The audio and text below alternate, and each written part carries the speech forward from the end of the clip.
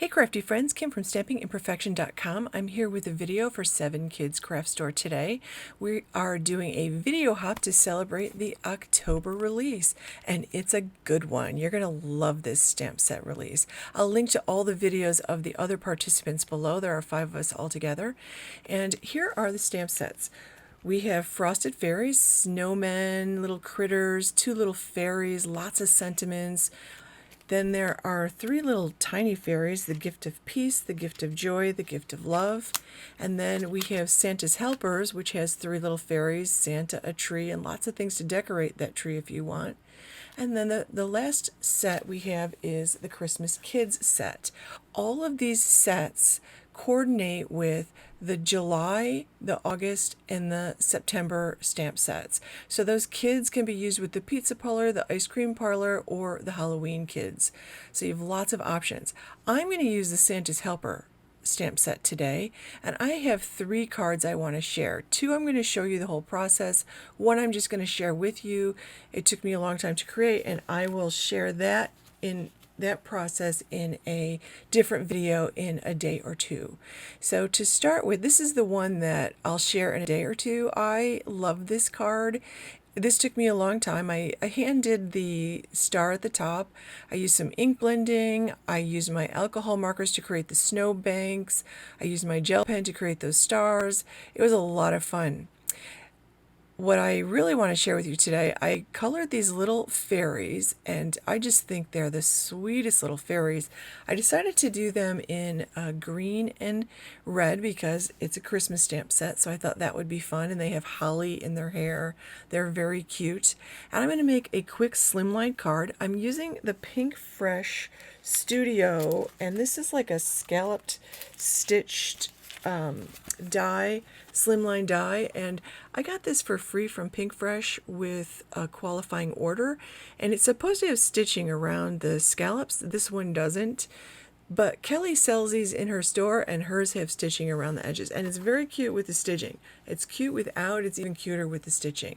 So I die cut that with my Gemini Junior. I created a card base that's 7.5 by 8 3/4. I scored it at 3 3/4. So I have enough room to have a little border around that card top. And I'm going to take the card front that I made, and I love the sentiment in this stamp set that says, it's not what's under the Christmas tree that matters, but who's around it.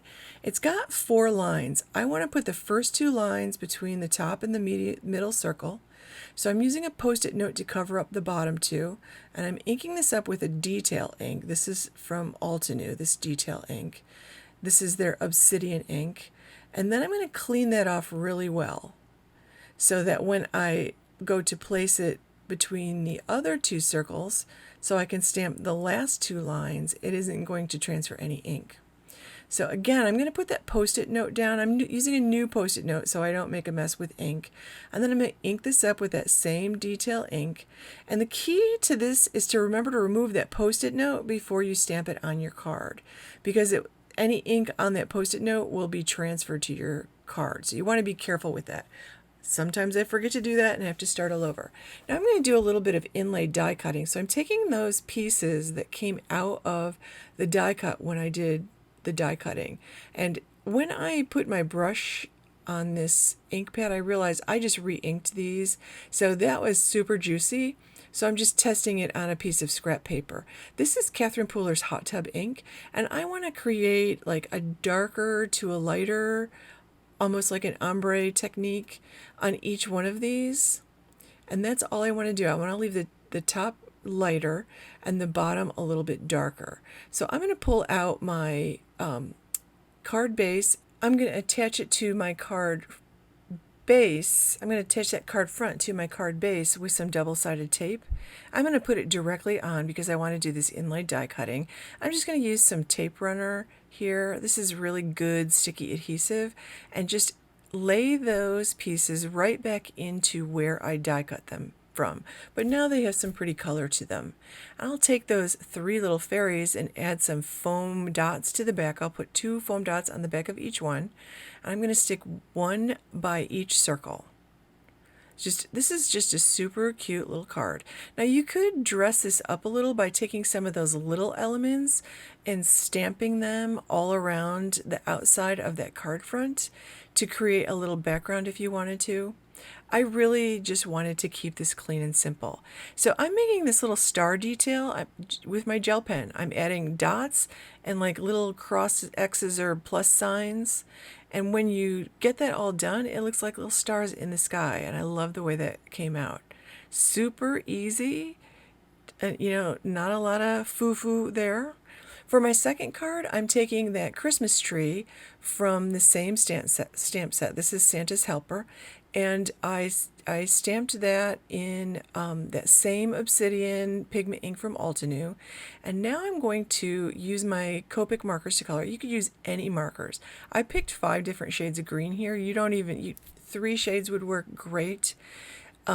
This is G29, and I'm using the darkest color right underneath each one of those layers of the branches on the tree. And I'm making it sort of wide. I'm sort of scribbling it on so it's not really even. I'm not doing anything fancy.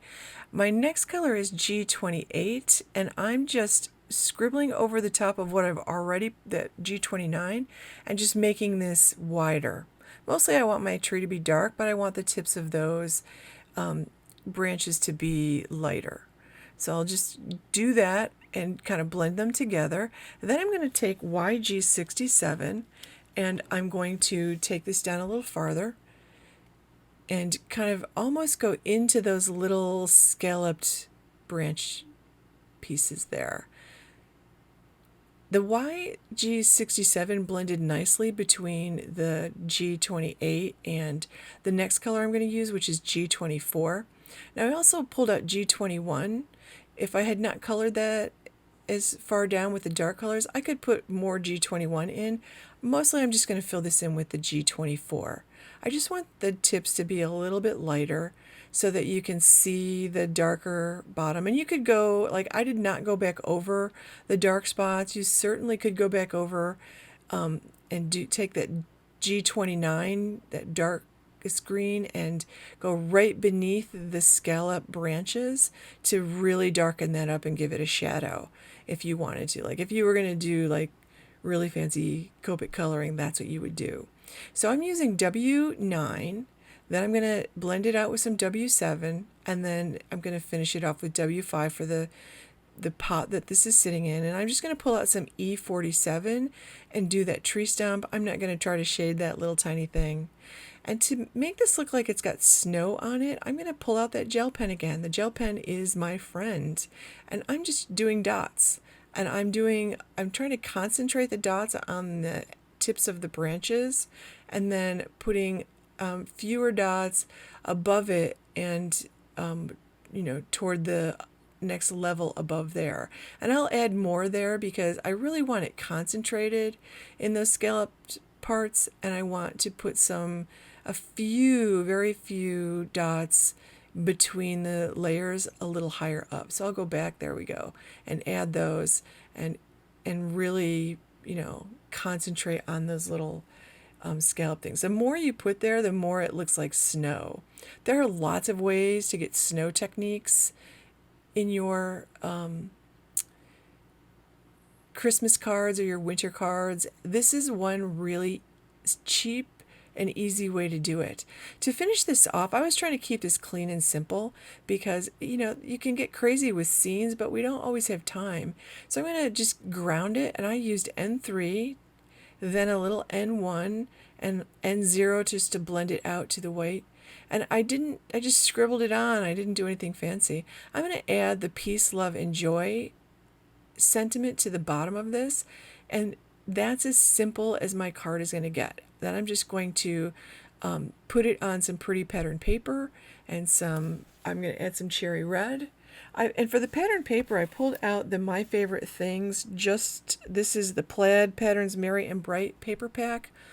And again, this was another freebie I got for placing a qualifying order at MFT Stamps. And I know Kelly carries the MFT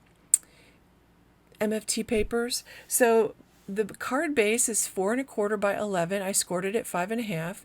That cherry piece is 5 3/8 by 4 1/8. The plaid was 4 by 5 1/4, and I'm trimming this one down so that it is 3 6/8 by let's see, 4 7/8. Is that right? No, 5 1/8. So it's 3 7/8 by 5 1/8. I just want a little bit of that color peeking around. I really like the cherry red around the outside of that.